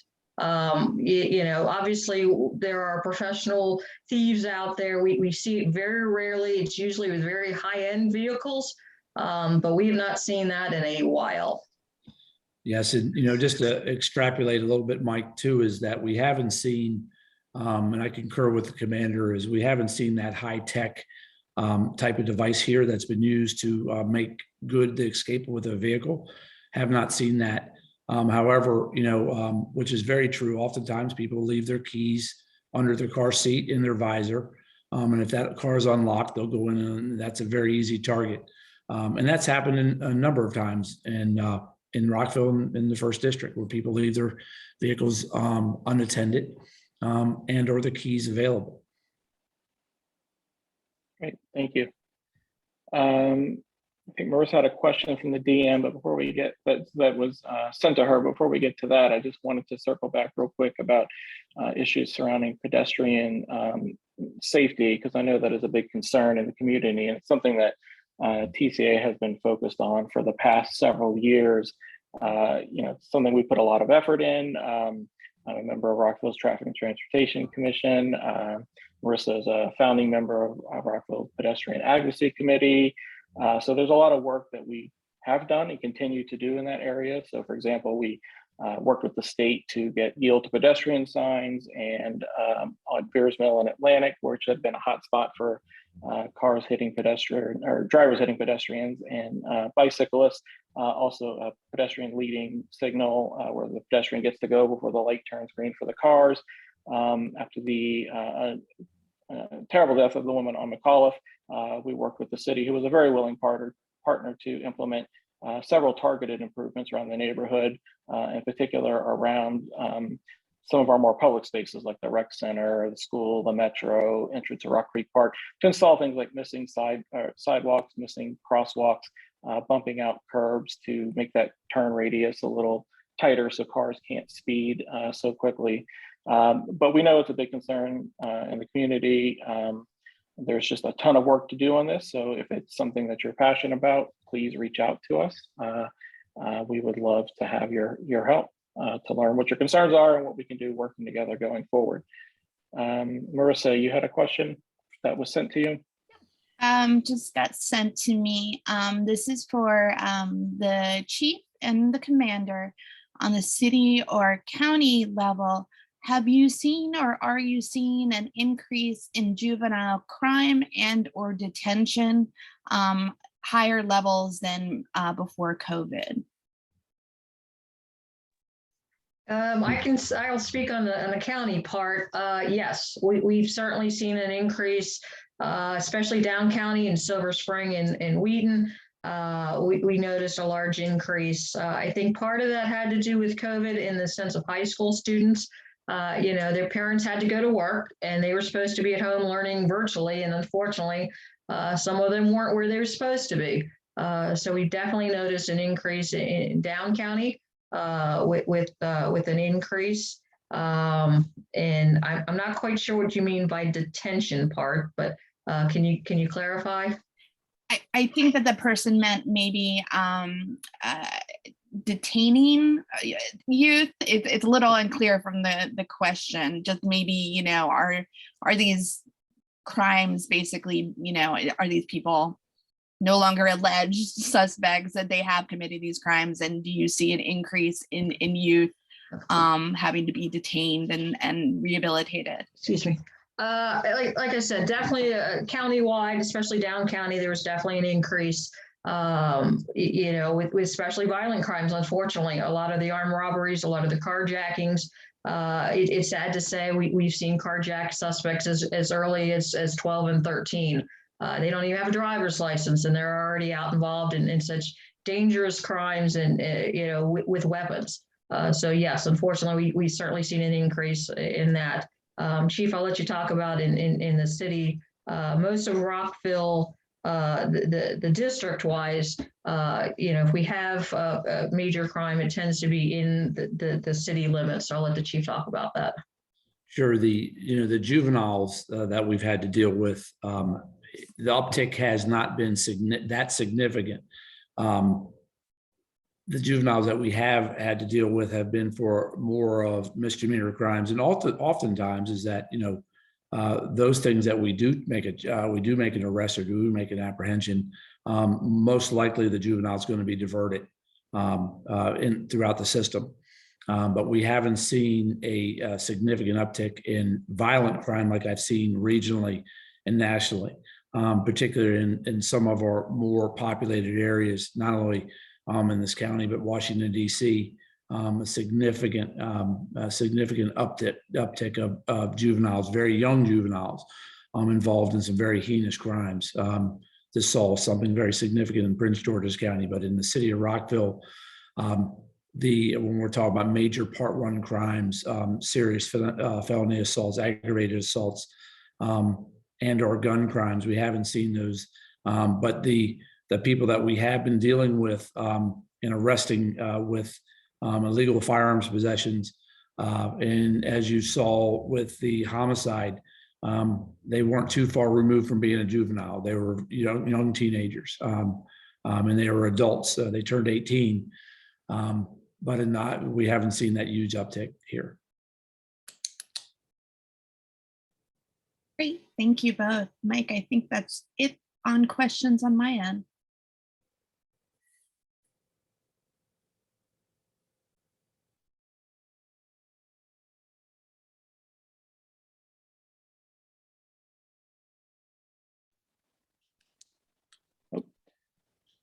Sorry, somehow I think I got put on mute. I don't see any other hands raised. Are there any other questions in the chat that we might have missed? It looks like Councilmember Priscilla put his hand up. Oh, all right, let me scroll back there. There we go.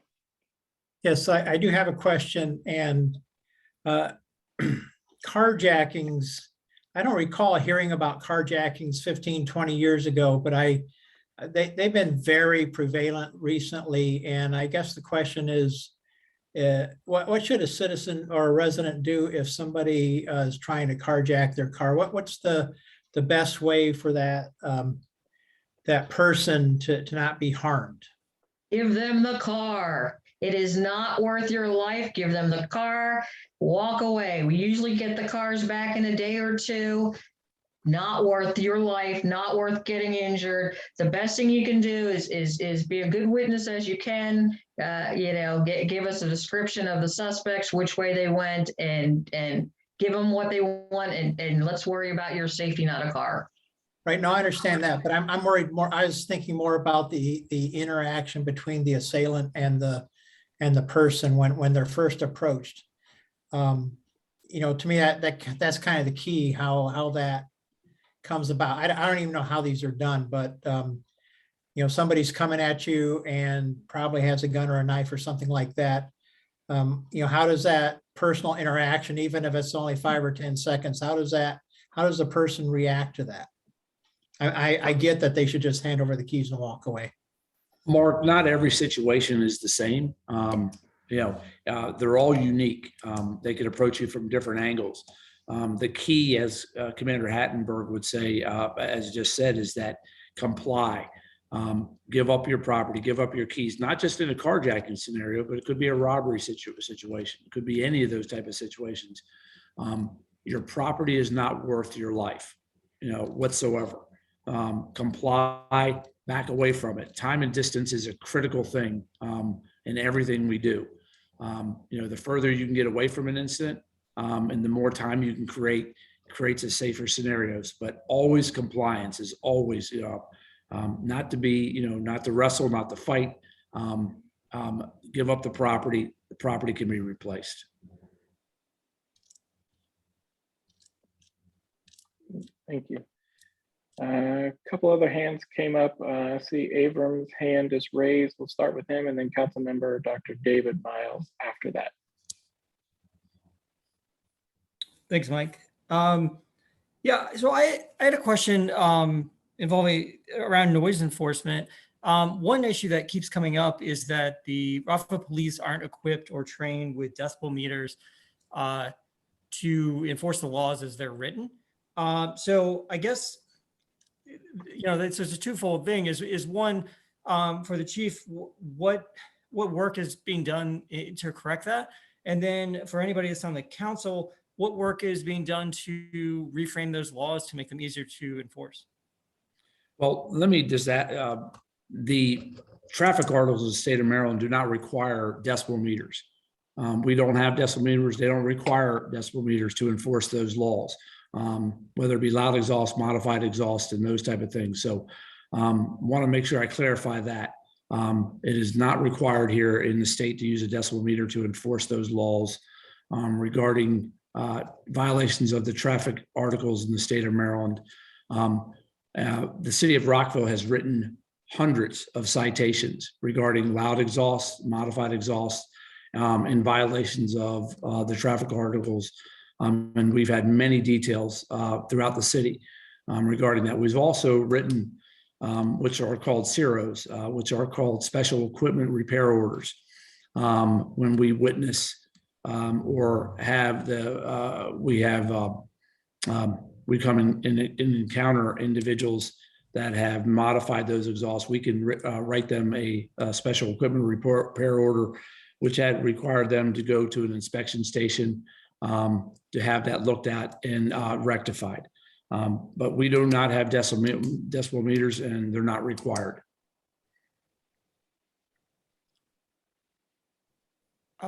Just to clarify, yes, they're not required for some laws, but they are required for others. For instance, breaking noise ordinances and excessively loud radios in vehicles, and vehicles that have not been modified but are factory capable of exceeding the stated decibel limit for residential and commercial areas. Sure. Yes, but again, for the traffic articles that they're not required, and the Montgomery County noise ordinance is enforced by the Montgomery County government, and I believe it's the environmental protection. That's under their purview.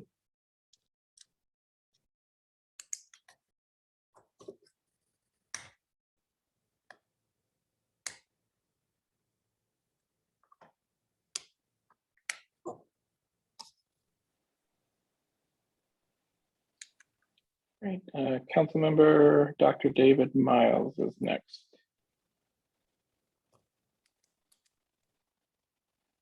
Good evening. How are y'all doing? Appreciate you all holding this meeting and session. Thanks for your patience with me as I do the so-called daddy thing.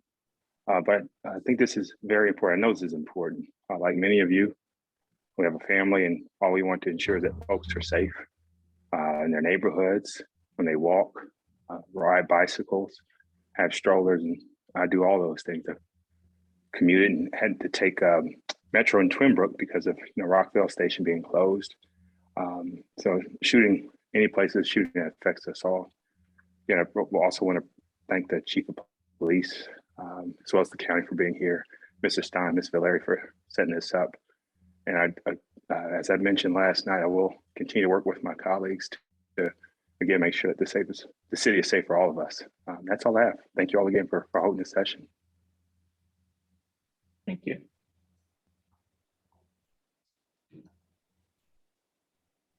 All right, scanning for any new hands.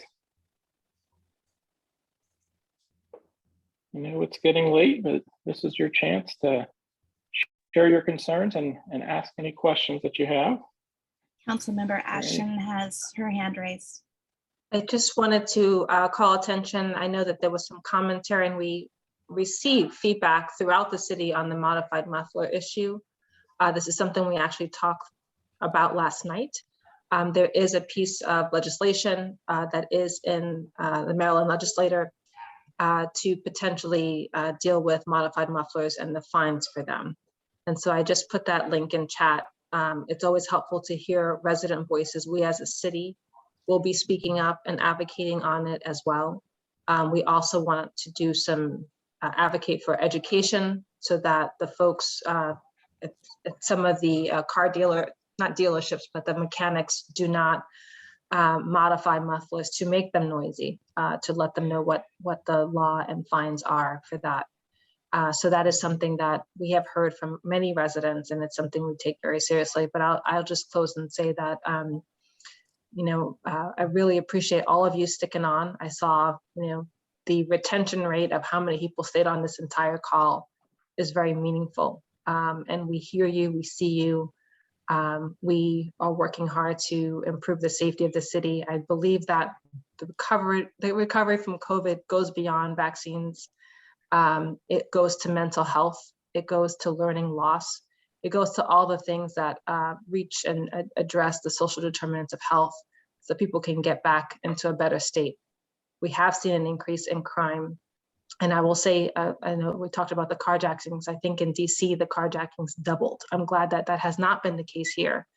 But mental health has been an issue, and the activity and people getting into things that they shouldn't has increased. And my hope is that through the work that we're doing on the prevention side, through counseling, through things that our Department of Housing and Community Development is doing to help engage with the community, as well as on the enforcement side, to make sure we're holding folks accountable will help to address this issue. But I know it takes all of us to be vigilant and to stand up for our communities. And I appreciate all of you here today. Thank you, Councilmember Ashton, and we appreciate your joining and listening to the community and providing this important feedback. Is there anything else in the chat, Marissa? I'm scrolling again through the screen to see if I see any hands. It's getting late. Yeah, I don't. Oh, now Nancy Green. Oh, there we go.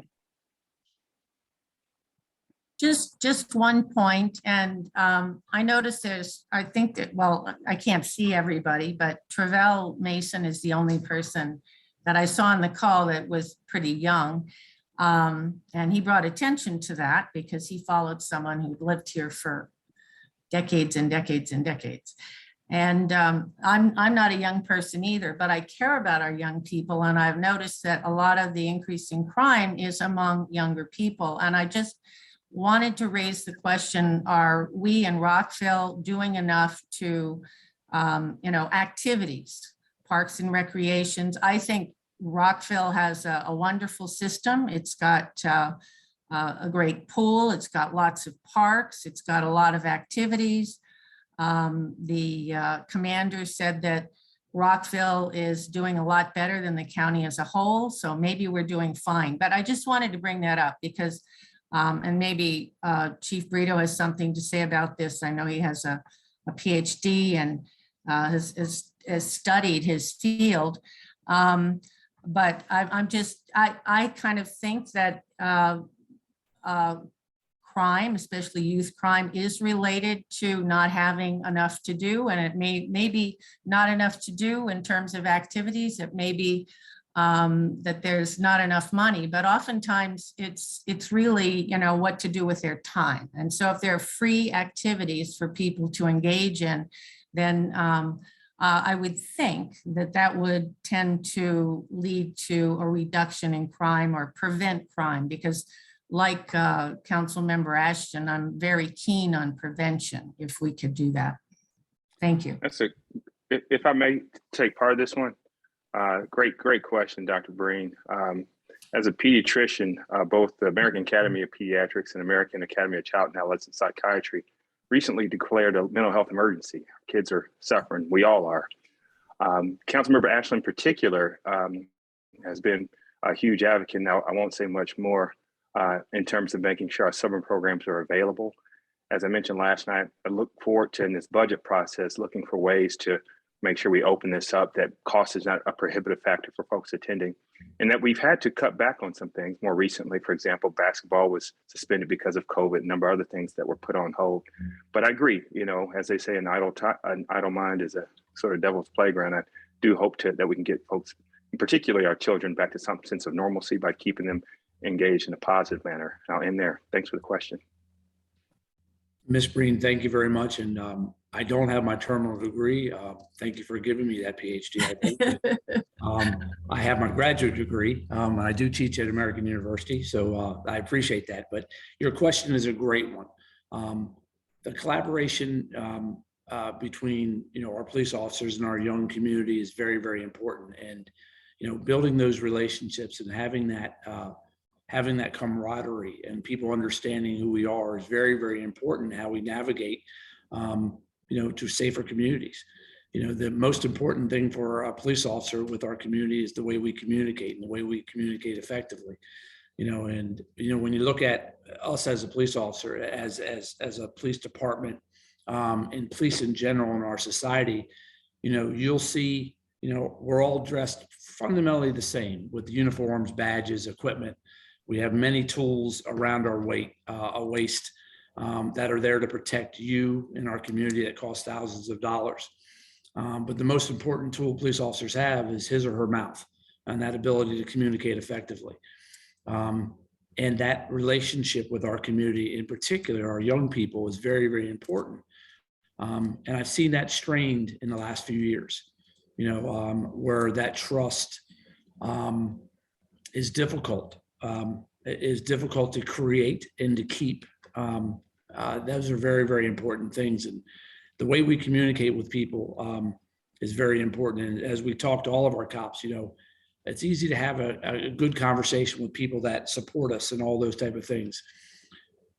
It's more important to have those difficult conversations where people have questions and they want to get to know what we do and how we do it. And we should always run to those difficult conversations instead of walk. And I believe that we have to do that. I believe it's our role in our communities and our society that we foster the communication. But your question is a great one. We have to be part of that, and we have to be part of that relationship with young people. And those activities are very, very important.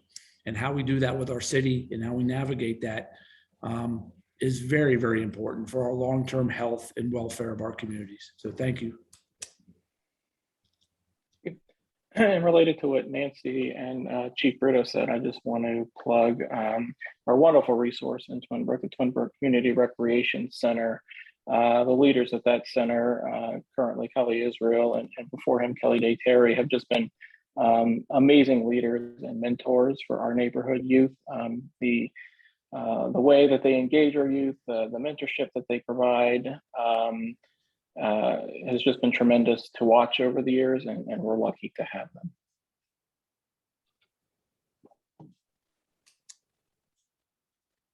All right, well, we are closing in on the 2-hour mark, so I'll put one last call for any questions or comments before we start closing this off. Again, if you're new to Twin Brook, or if you haven't been familiar with TCA before, I just want to encourage you again to look at our website, twinbrookcommunity.org. We have, like I said, quarterly meetings. We have monthly walking meetings. If you found this meeting useful, if you would like to see more forums like this, we encourage you to get involved and to get engaged. Whether you're concerned about traffic or pedestrian safety issues or crime, we want to hear from you. Marissa Valeri is our point person and our lead for matters related to public safety. You can reach out to her as well as myself. You can reach out to any of us for any issue. Our contact information is on the webpage. I also want to encourage everyone on the call tonight to consider coming to our April meeting. I don't have the date in front of me, but I know it's on our website. That is our annual election of officers meeting. I know we've been lucky the last 4 years to be fully staffed at TCA. We've got a full contingent of executive officers, and that's allowed us to do a lot. Unfortunately, I know we're losing 2 people this year. So if you're interested, please reach out to any of us, including myself. We're happy to talk to you about what we do, what the time commitment's like. But really, we will take any amount of time and any amount of effort that you have on any area of expertise or interest that you have, whether it's traffic or public safety or crime or what have you, transportation, land use. We need to hear from you, so please reach out to us. I also want to thank all of our guests tonight, Council members Prashela, Ashton, Dr. David Miles, Mayor Newton, who had to leave earlier, members of Rockville City Police Department, Chief Brito, Deputy Chief Lana, Major England, as well as everybody from Montgomery County, Sergeant Yen and Commander Kattenberg and Major Diaz. We thank you for taking the time out of your very busy schedules to speak with the Twin Brook community tonight. It takes all of us working together to make Twin Brook and Rockville and Montgomery County a safe place. And I think you've shared a lot of very useful information tonight, and hopefully, set some people's minds at ease and given us a lot to think about. With that, are there any closing words from anyone on the City Council that you would like to say? Mark? Yeah, just to reinforce what my 2 colleagues, Councilmember Ashton and Councilmember Miles, have said. We're working on this. We're aware of the issues. We all want a safe city, and we all want a city where everybody feels safe, not only from crime, but they feel like they can communicate with the police. They feel like they can communicate with their elected officials or their community leaders. And I'll say TCA in the past 5, 6, 7 years has really come along and done a great job of representing many of the neighborhood issues, including this one. So thank you all very much. Thank you, Mark. All right, Councilmember Ashton or Dr. David Miles, any last words? I know Thank you all. I was going to say, I know. I apologize. Go ahead, Dr. Miles. I was just going to say, I know I'm holding you between bedtime and relaxing time. So I just want to say thank you to everyone. And I put our email in chat just because responsive government is important and we want to hear from you. So please feel free to reach out to us, and we'll continue to advance on safety, both crime as well as pedestrian, and then the community policing aspect as well. Thank you. Chief Brito, anything you would Thank you, like to Mike. say? You know, number one, I greatly appreciate you giving us the opportunity to talk to you as we have in the past. It's very, very important to know that, you know, it's always multiple facets of things that we have to do. Number one, protecting our community and their community's well-being, but it's also building those relationships, and they're done simultaneously. We can't do that in a vacuum. We have to do it with you, in partnership with you. Those things, when we do those things together, and we communicate effectively, we work with our community in every aspect. The one thing that has always been missing is that, you know, when police departments in the past have circled the wagons and it's always just the police department. What I found in 34 years is it's our ability to communicate effectively and work side by side in tandem to protect our community. When we do those things in partnership, there's nothing we can't do. And we will always be resolute and unwavering in our ability to communicate and protect you.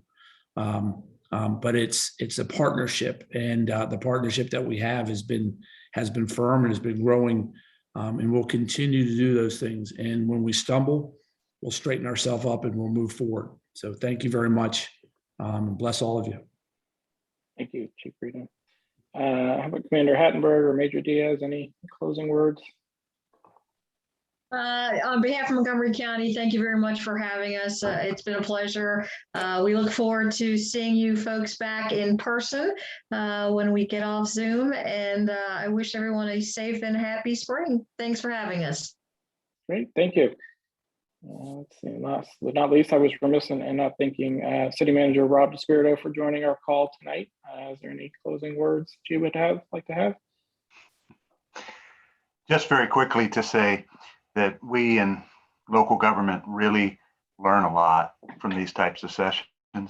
Listening to you, the residents, it's just invaluable to us.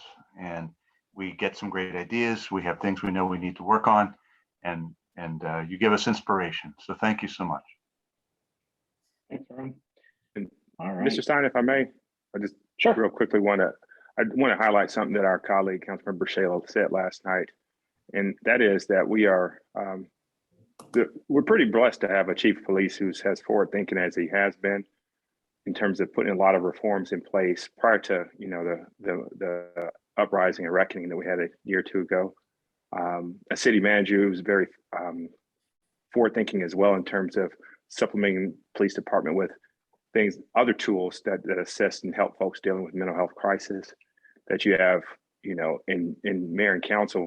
And I again, y'all can correct me if I'm wrong, but a group of individuals that stands by both our chief police and our city manager, mayor, we will get through this together. And you have our word on that. Thank you all for having us and for this event.